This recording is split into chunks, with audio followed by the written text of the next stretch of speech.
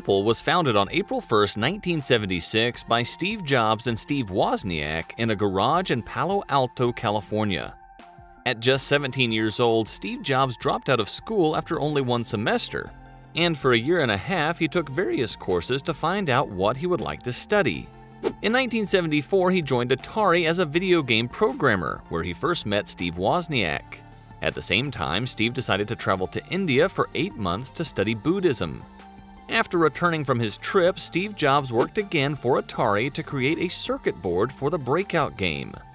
Also, at that time, the Altair 8800 appeared, a computer that had to be assembled by customers but with which nothing could be done. That was until Bill Gates and Paul Allen wrote the basic programming language so that rudimentary calculations could be made.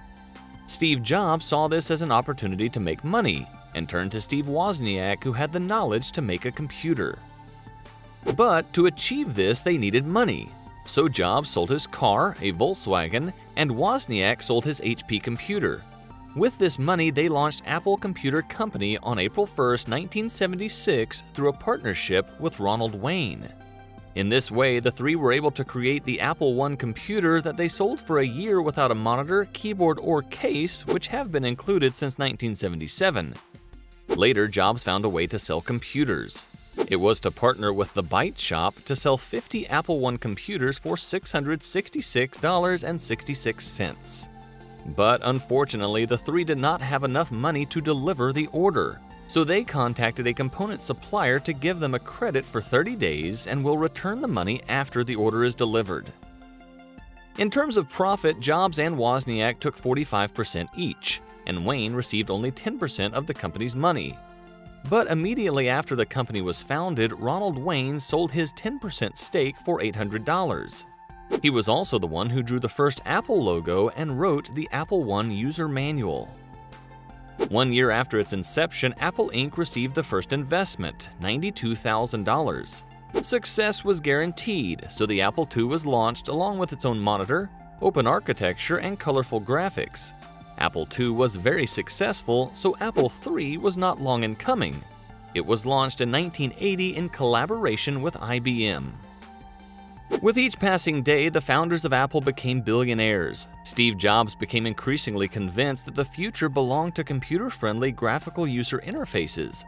So in 1983, he launched the Apple Lisa, the first personal computer with a graphical interface. Subsequently, its commercialization proved to be a failure due to the high price and the limited number of applications.